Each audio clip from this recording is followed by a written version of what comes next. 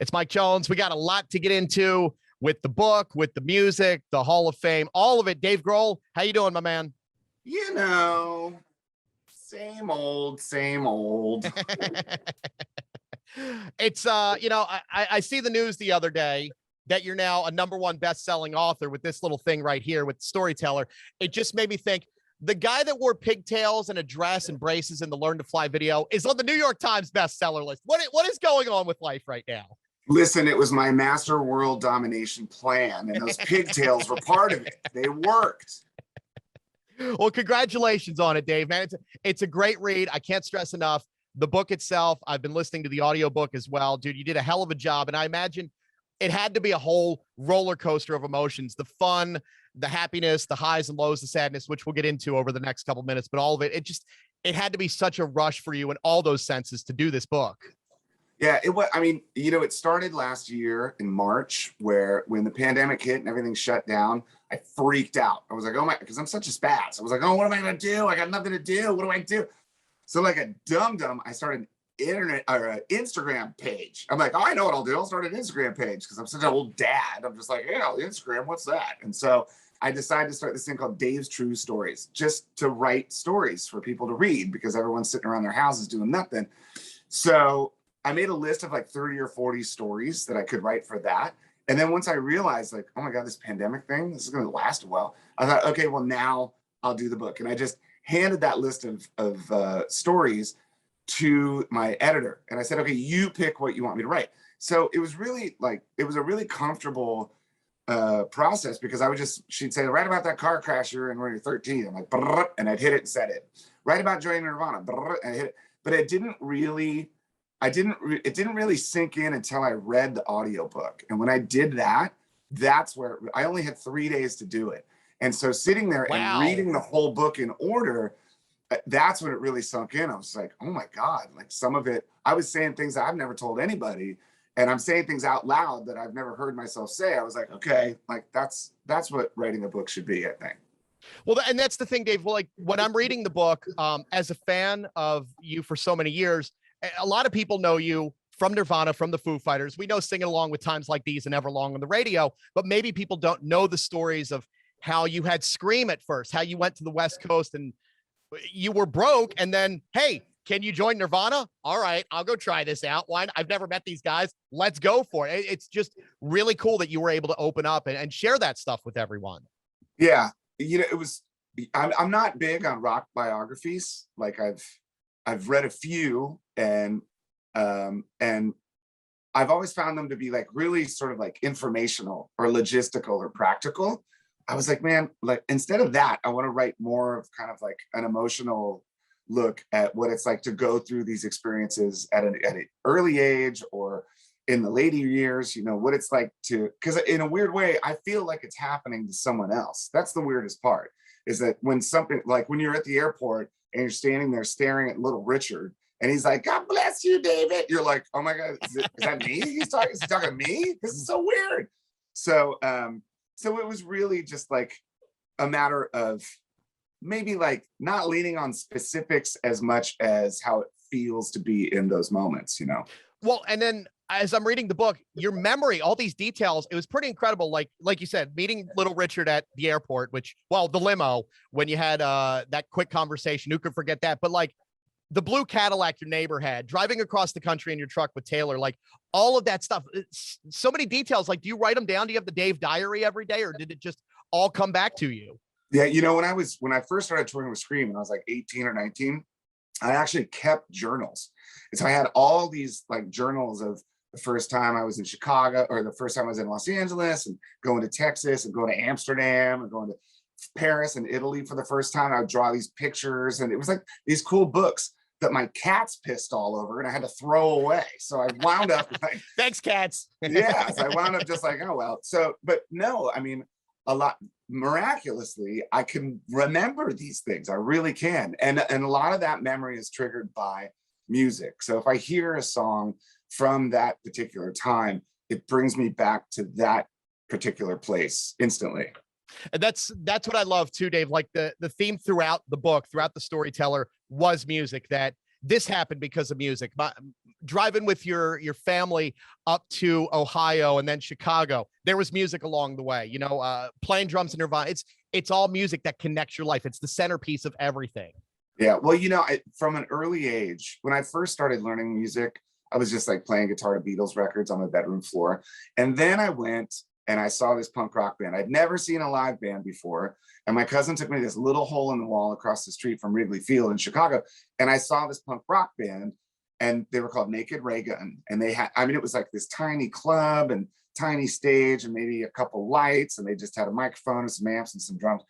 But when they kicked in and started playing, I was like, oh my God, this is rock and roll. Like, I thought rock and roll was like lasers and dragons and cannons and explosions, right? And then so I'm sitting there and I'm like, oh my God, this is it. And the thing is I realized that it was available to me, like it was accessible. Like I could do this. I know those chords. I could go. So from then on, like I thought anything was possible musically. So I didn't have any like weird boundaries or restrictions. I was like, well, I'm just going to do it. So if someone said, here, jump in this stinky van with 6 dudes and we'll go to Europe for 2 months, I just thought, okay, like, is there music? Sure. If there's music there, yeah, I'll do it.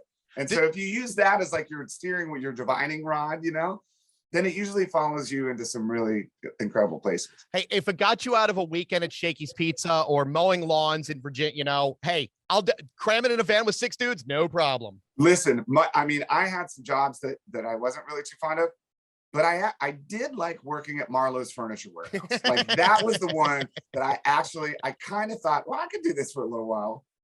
When you moved up to, I'm jumping ahead here for a minute, Dave. When you moved to Seattle with Kurt, did you think, some of the Marlowe stuff would really look nice in this place right now? Nope, I never thought that about anywhere ever.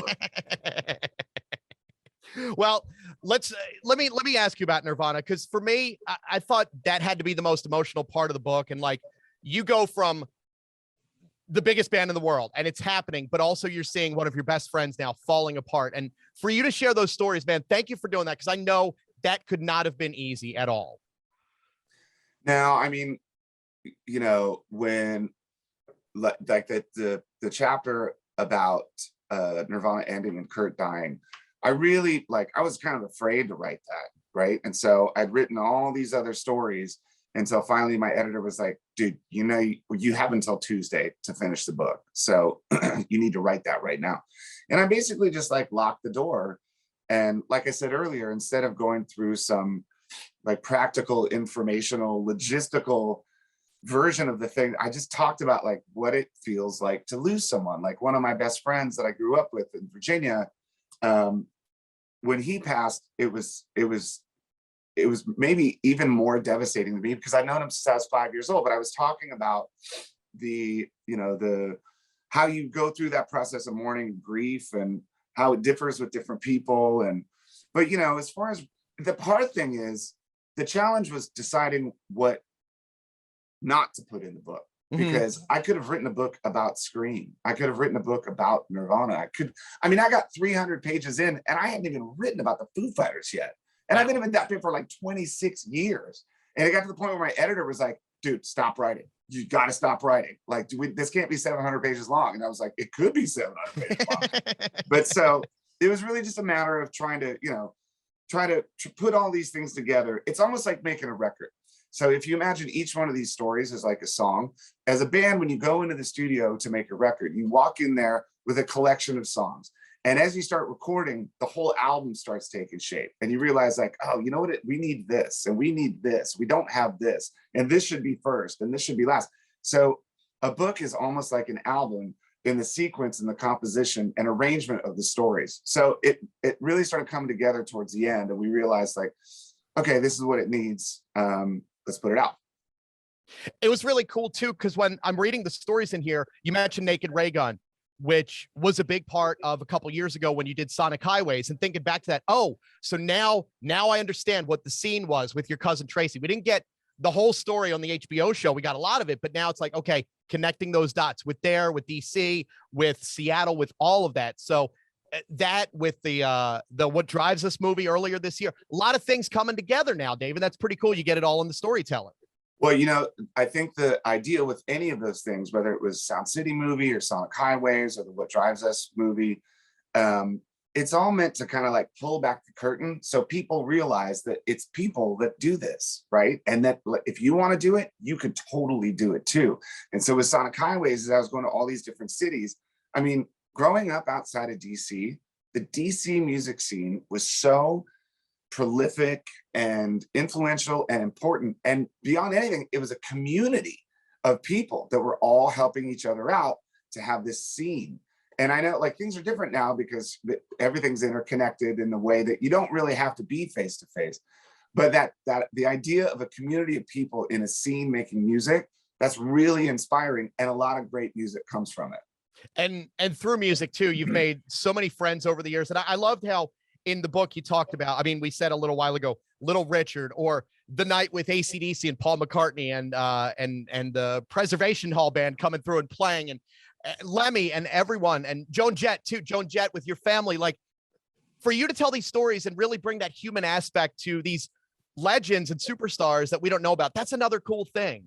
Yeah, I mean, the coolest thing about either meeting or jamming with someone that's been like a musical hero of your whole life is when you meet them, you're like, oh my God, it's flesh and bone. Like that, they're actually a human being. It's like when you first see them, it's like seeing Bigfoot or a UFO. You're like, oh my God, it's real.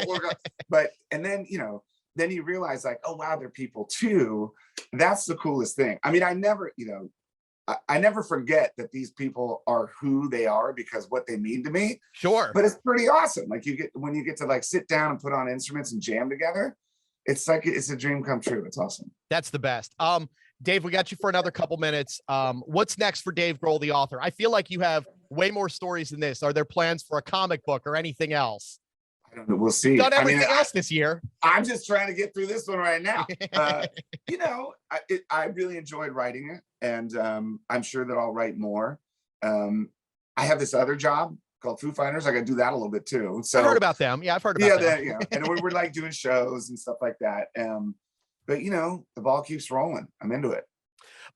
Before this month is over, you're #1 bestseller and you're going into the Rock and Roll Hall of Fame. Have you talked with Taylor and Chris and the guys about what songs you're going to play that night? Which ones are going to define the Foo Fighters? We have talked about it, but I don't know if we've made the decision. It's hard. Okay. I mean, I don't know how many songs they give you, but we're used to playing for like 3 hours. So I don't think we'll be doing that. You're going to be warming up basically. Like, are we done? What's going on? Well, oh yeah. I don't get warmed up until like first hour and a half of the show. I'm like, come on. Everyone's like, wrap it up. Let's go. And my last question for you, sir, after the Hall of Fame and everything, will you be celebrating with buckets of KFC and champagne all around? Listen, you know the drill. So now like the secret's out. The secret is out. Yes. The secret herbs and spices. That's right. But here's the thing. Now that I've told everyone about it, everywhere I go, there's a bucket of fried chicken and KFC. I'm just like, hey, I did champagne. I'm like, all right, that's my deal. Every radio station, when we do Foo Fighters shows, we're going to have KFC and champagne for you. You're going to get sick of it by the end of all this. Never, dude. Never. Well, Dave Grohl, man, I love the book, and I can't say enough for everyone. Get the Storyteller, the book, the audio book. You did the shows recently. You filmed those, so I'm guessing the documentary movie will come out at some point soon. Dude, thank you so much for this and everything, Dave. Pleasure talking to you. Tell everyone I said hi. Thanks, brother. Bye. All right, see you. Bye.